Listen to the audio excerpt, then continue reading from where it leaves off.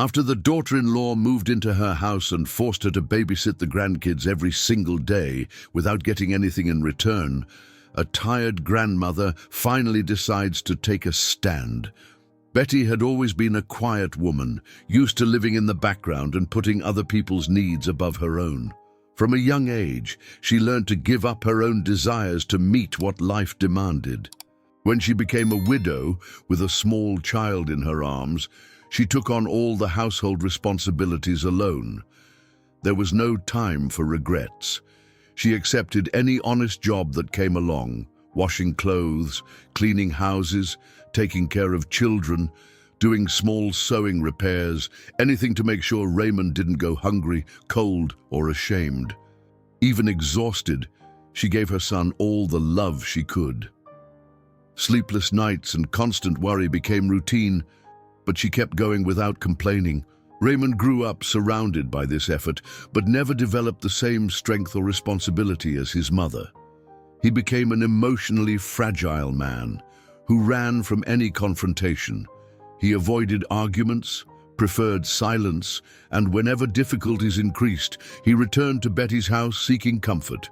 His professional life consisted of short cycles, jumping from one temporary job to another without stability.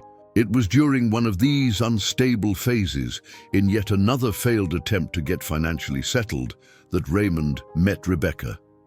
Their relationship began as quickly as it was unexpected. From the very first meetings, the physical attraction between them was obvious. Raymond, used to avoiding confrontations and living moment to moment, felt an energy in Rebecca that pushed him out of his comfort zone. She was direct, focused, and determined. Rebecca, on the other hand, saw in Raymond a certain sweetness and emotional fragility that at first seemed like just sensitivity and affection. His quiet nature made her feel she was in control of the relationship, and that pleased her. At first, their meetings were lively, full of impulsive conversations and promises of a better future. Raymond, deceived by the attention Rebecca gave him, began to believe he had finally found someone who could fill the emotional voids he carried. She talked about plans, trips, changing their lives, financial growth. Everything seemed possible with her by his side. Rebecca, still excited about the start of an intense relationship, saw in Raymond a moldable man, someone with potential to change, with the right motivation. Soon after came the rushed decisions.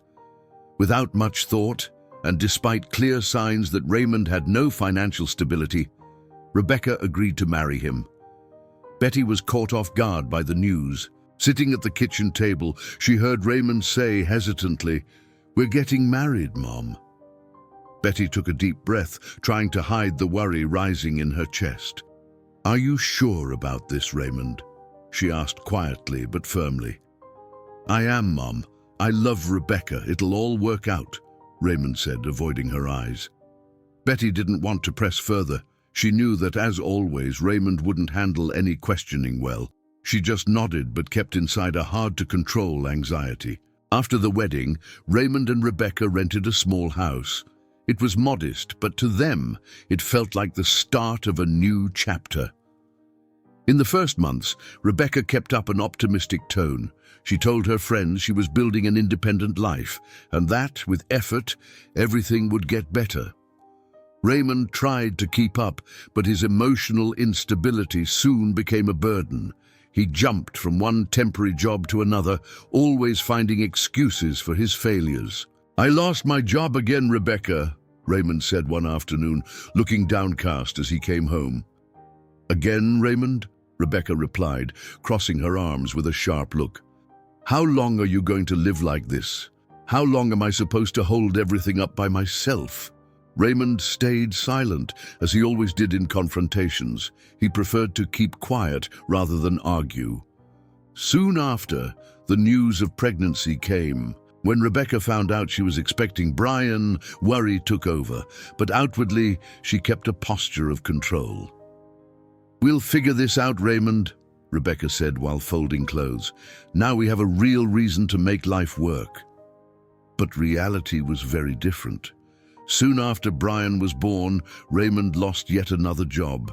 The money barely covered the basics. Diapers and formula became daily struggles. "You need to do something, Raymond," Rebecca yelled one night while rocking Brian in her arms. "I can't do everything alone." "I'm trying," Raymond said in a low voice, as if talking only to himself. Tired of waiting for him to take action, Rebecca decided to take full control of the household finances. However, her way of handling money was as impulsive as her decision to marry. She spent the little they had on unnecessary things: clothes, gadgets they didn't need, small luxuries she saw as a reward for carrying the family on her back.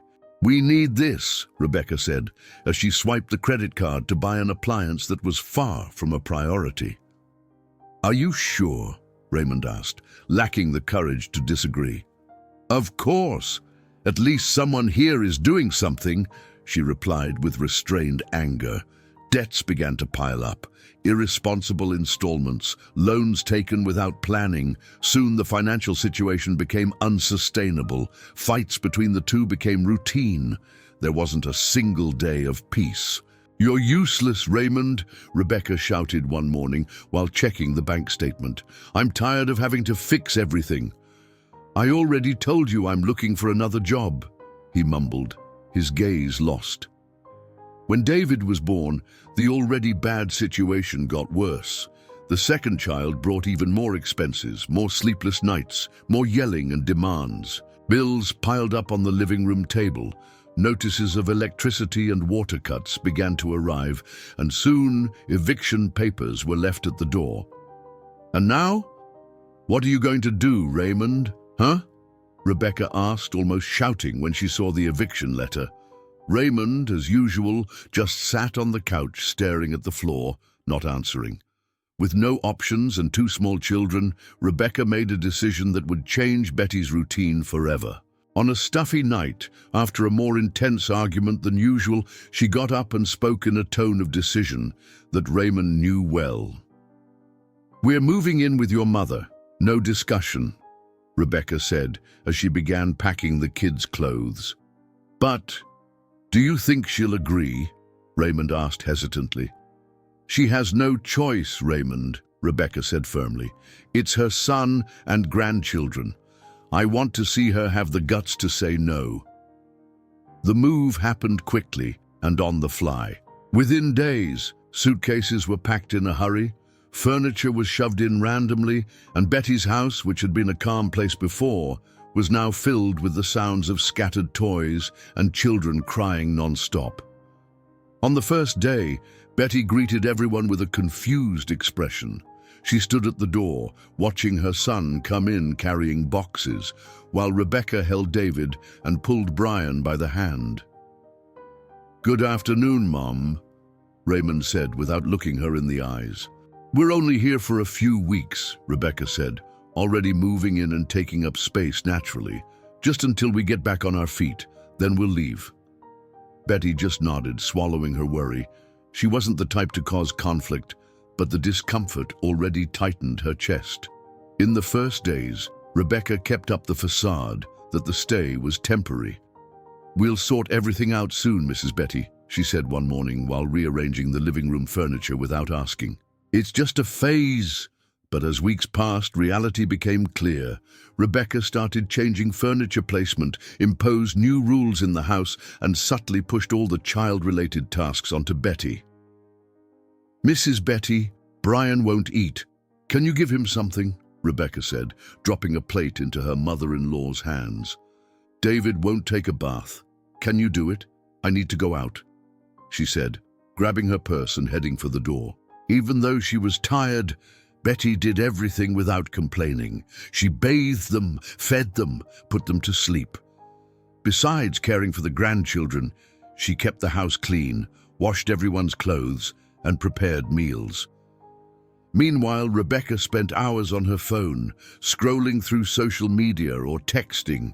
When she left the house, she always said she was handling important stuff. Raymond, apathetic as always, did nothing to change the situation. He just watched his mother's routine become an even bigger burden.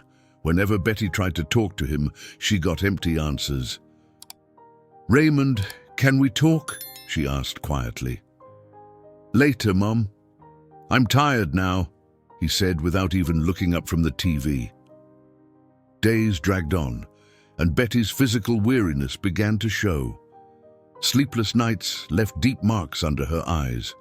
Joint pain started limiting her movements, and high blood pressure became a constant problem. But even with such clear signs of exhaustion and suffering, no one in that house seemed to care. Rebecca continued her routine of demands and outings. Raymond stayed silent, avoiding any responsibility.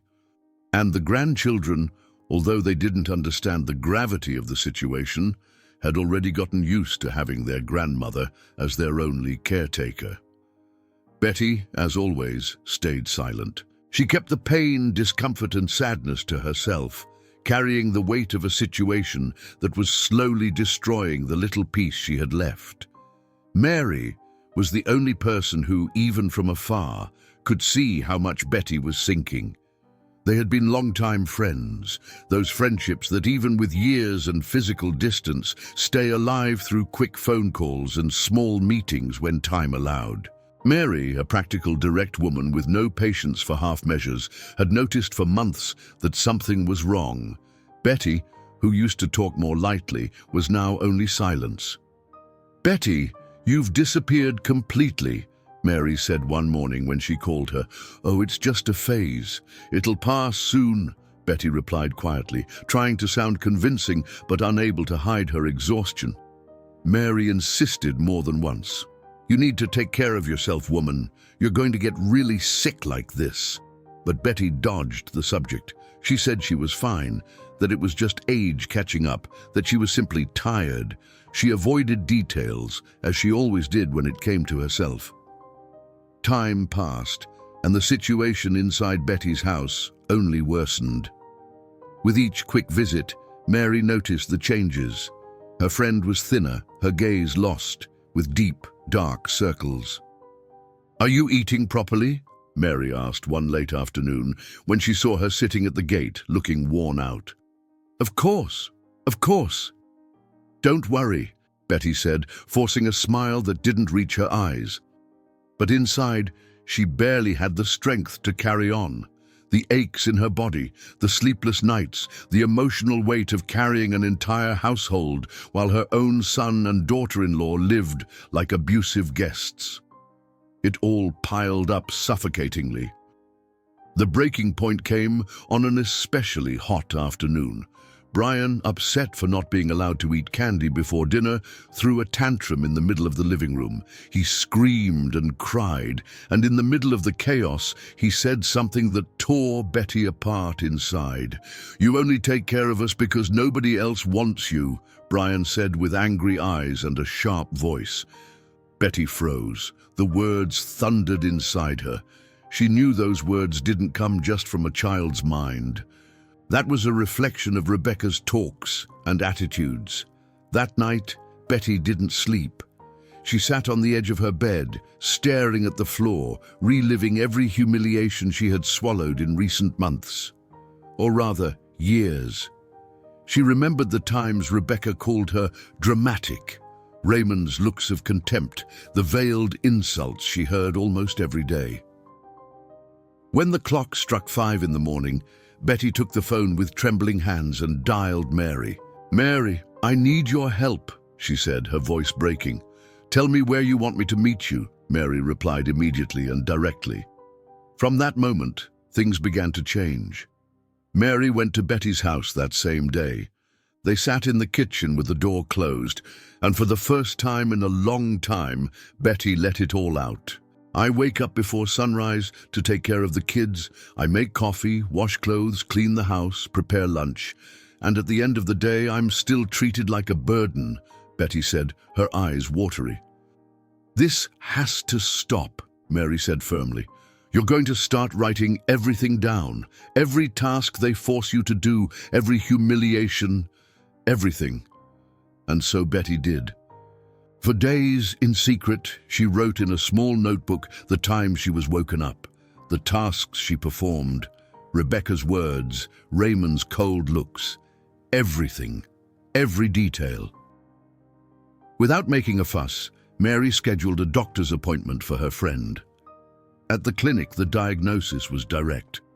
"You're at your limit. This isn't just tiredness. It's severe emotional and physical exhaustion," the doctor said with a worried look. "What do I do, doctor?" Betty asked, looking down. "The ideal is immediate removal from the sources of stress. This isn't a suggestion, it's a medical recommendation." With the report in hand, Betty returned home silently. The document seemed to weigh tons inside her bag.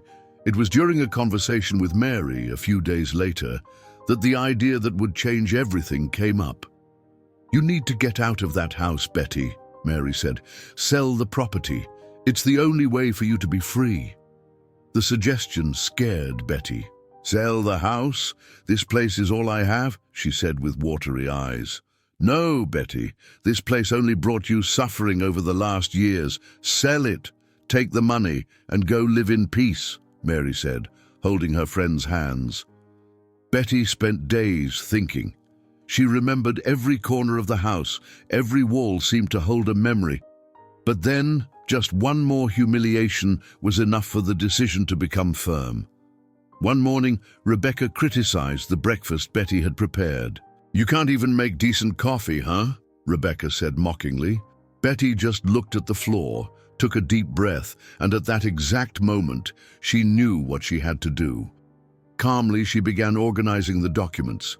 Visits to the real estate agency were made discreetly, always when Raymond was out or Rebecca was on one of her important outings. The sale process was faster than she imagined.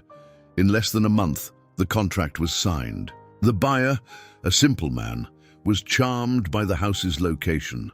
On the afternoon she signed the papers, Betty returned home with her head full of thoughts. She set aside a significant amount and transferred it to Raymond's account. Not for him, but for the grandchildren. The next morning, before anyone woke up, she left the envelope on the living room table. Inside, the transfer receipt and a brief but firm letter. "I sold the house. This amount is for you to reorganize yourselves. The new owner will take over the property in a few days. I'm leaving for good. From today on, I will no longer be part of this routine." Without waiting for a reaction, she grabbed her small suitcase. As she left, she took a deep breath, seeing Mary waiting for her inside a taxi at the gate. During the ride, Betty remained silent, looking out the window, feeling a huge weight lifting off her shoulders. At Betty's house, the chaos started early. Raymond was the first to notice his mother's absence.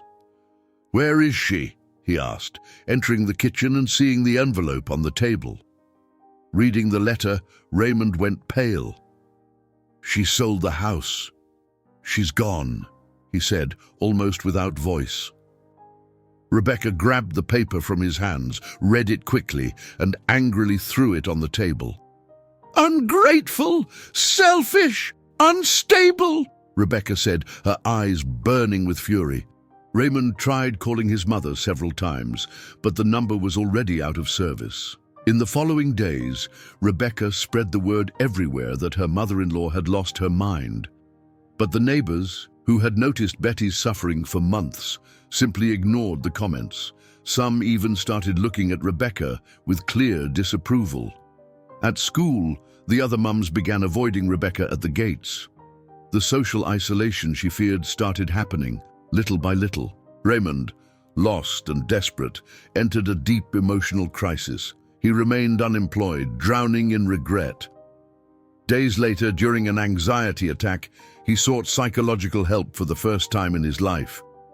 Brian and David, still little, often asked about their grandmother.